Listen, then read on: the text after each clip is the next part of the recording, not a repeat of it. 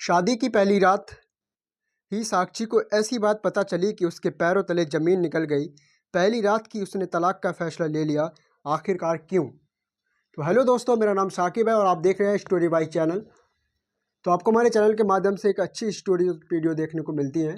तो अगर आप हमारे चैनल पर नए हैं तो चैनल को सब्सक्राइब करें, वीडियो को लाइक करें। चलते हैं वीडियो की तरफ। साक्षी का परिवार एक मिडिल क्लास फैमिली से बिलोंग करता था। परिवार में माता पिता, साक्षी के जीवन में जिम्मेदारियां बढ़ जाती हैं। जब एक दिन अचानक उसके पिताजी को पैरालिसिस हो जाता है, साक्षी पर अब उसके छोटे भाई और उसकी छोटी बहन के साथ पिता के इलाज और घर चलाने का बोझ आ गया है। साक्षी ग्रेजुएट है, वो अब नौकरी करके सारे घर की जिम्मेदारी अच्छे से संभाल रही है। उसे अब अपनी फैमिली के अलावा कुछ नहीं दिखाई दे रहा है। पिता और माँ को साक्षी पर गर्व है। साक्षी ने इस दौरान कई अच्छे रिश्ते को मना कर दिया। साक्षी को पता था अभी उसकी जिम्मेदारी बड़ी है। वो अपने घर को ऐसी हालत में छोड़कर शादी नहीं करना चाहती थी।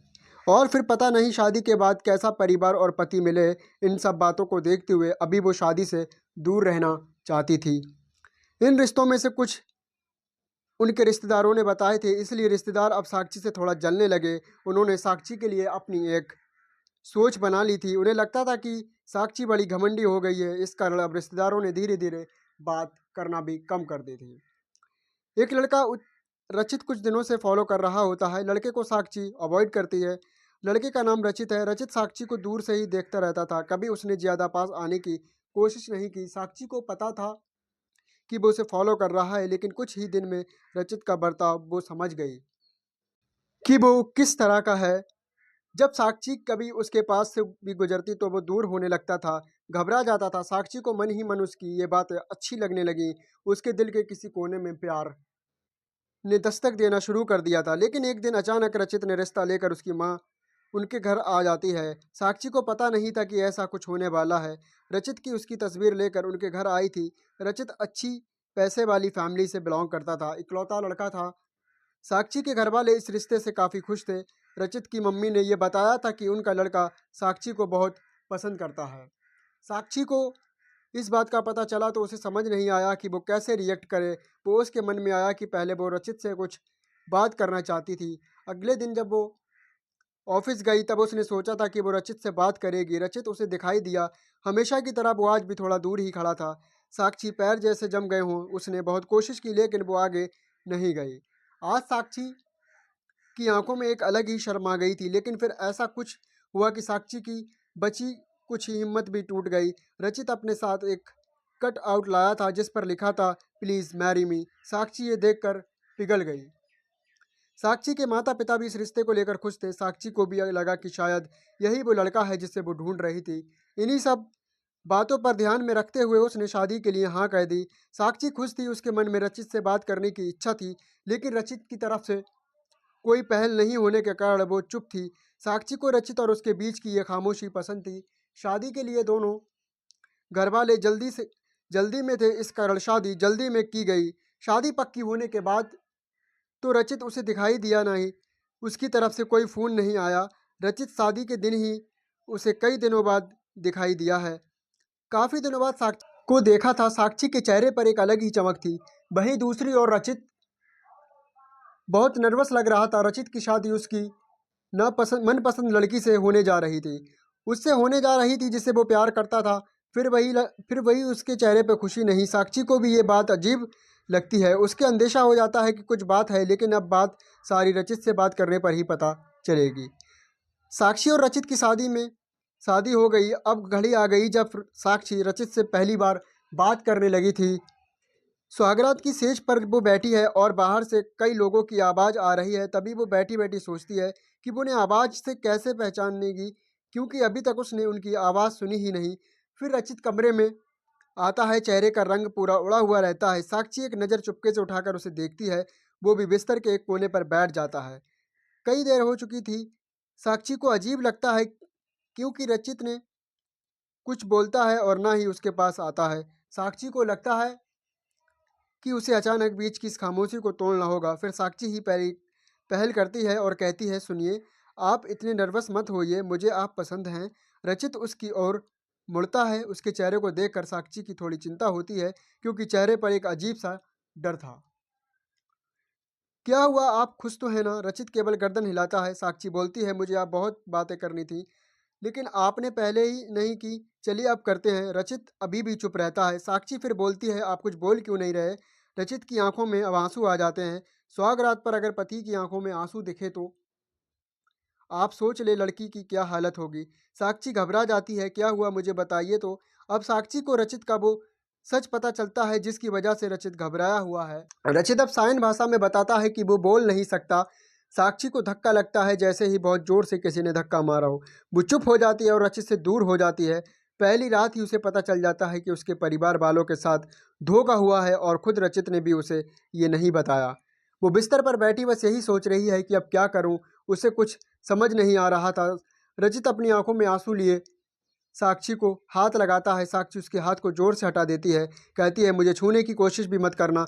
वो उसी समय अपने घर जाना चाहती है, लेकिन रात होने की वजह से उसके पैर रुक गए। साक्षी बाथरूम का दरवाज़ा खोल के बाथरूम में खुद को बंद कर लेती है। रचित बाहर बिस्तर पर ही बैठा चिंता में डूबा रहता है। सारी रात ऐसे ही निकल जाती है। उस बंद बाथरूम में साक्षी के मन में कई ख्याल आ रहे थे। आखिरकार उसने एक फैसला किया। उसने अपने घर वापस लौटने को फैसला किया। उसके परिवार को भी इस बात का पता नहीं होता। परिवार वाले भी ये सुनकर शौक रह जाते हैं और अपने आप को कोसते हैं कि उन्होंने जल्दी कर दी, पहले पता लगवाना था। साक्षी ने फैसला लिया कि अब वो कोर्ट में बात ले जाएगी। शादी के एक दिन बाद ही बात तलाक तक पहुंच जाती है। उसने फैसला किया था कि झूठ से बनाया ये रिश्ता तो वो नहीं चाहती। रचित की माँ साक्षी के घर आती है और साक्षी की माँ उन्हें बुलाकर भला बुरा कहती है। साक्षी उन्हें रोकती है। वो पूछती है, आपको जरूरी नहीं लगा कि इतनी बड़ी बात हमें बताना? रचित की माँ नीचे मुँह कर और चुप कर रहकर सारी बात सुनती रहती है। रचित की माँ को कहती है कि मैं माँ अपने बेटे का भला ही चाहती हूँ और उसके पिता भी नहीं हैं। वो साक्षी को पसंद करता है, इसलिए वो साक्षी से शादी करना चाहता था। मैंने हिम्मत की बोलने की, मगर मैं कह कर नहीं पाई। फिर मुझे डर भी लगा, क्यों कि पहली बार उसने कुछ करने को कहा उसने कि मैं तुम्हें सब बता दूं, और मैं चाहती भी यही थी, लेकिन नहीं कह पाई। मैंने रचित को भी झूठ बोला कि तुम मान गई, लेकिन शादी के पहले उसे पता चल गया था कि मैंने उसको झूठ बोला है। तब तक देर हो गई थी, इसलिए वो खुश नहीं था। साक्षी, शायद तुम मुझे समझ पाओ। साक्षी अभी भी गुस्से में है। वो बोलती है कि मुझे रचित के ना बोलने से कोई प्रॉब्लम नहीं है। गुस्सा इस बात का है कि आपने धोखा दिया, झूठ बोला, और वो मुझे बर्दाश्त नहीं हुआ। तलाक की बात से ही रिश्तेदार तो साक्षी और उसके परिवार की इस हालत पर खुश हैं। उसने सोच लिया था कि वो रचित से तलाक लेगी और इसके लिए उसे कानूनी कार्रवाई शुरू भी कर दी। कुछ दिन उसके इन्हीं बातों से निकल गए।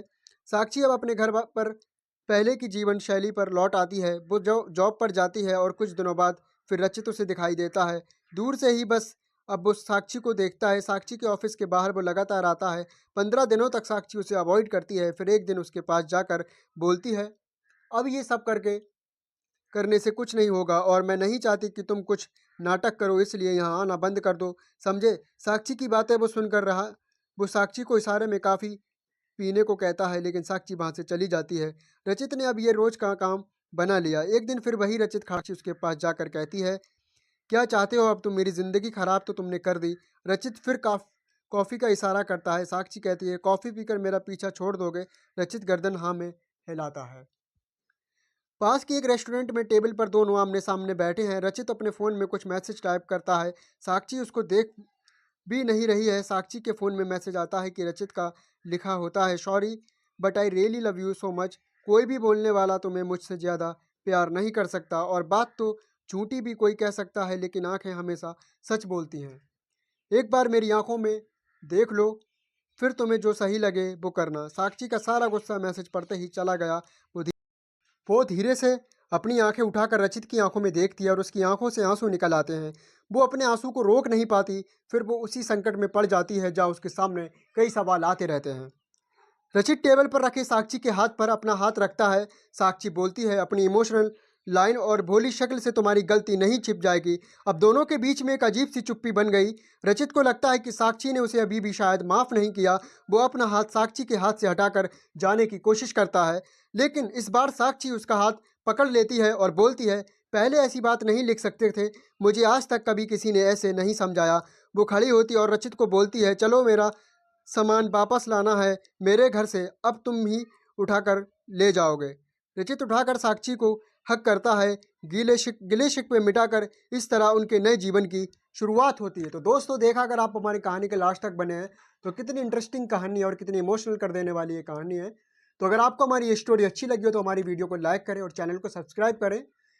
और मैं आपको बताना चाहूँगा, जो भी हमारे चैनल पे आपको स्टोरीज़ या कहानी या वीडियो देखने को मिलती है, ये किसी की भावनाओं को ठेस पहुँचाना नहीं है। इसका उद्देश्य किसी की भावनाओं को ठेस पहुँचाना नहीं है। ये बस एक एजुकेशन पर्पज़ के लिए बनाई जाती है और एक एंटरटेनमेंट के लिए बनाई जाती है, और इससे ज़्यादा कुछ भी नहीं। तो अगर आप हमारी वीडियो में फर्स्ट टाइम हैं और अगर आप हमारी वीडियो फर्स्ट टाइम देख रहे हैं तो वीडियो को लाइक करें, चैनल को सब्सक्राइब करें। तब तक के लिए मिलते हैं नेक्स्ट वीडियो में। तो जय हिंद दोस्तों।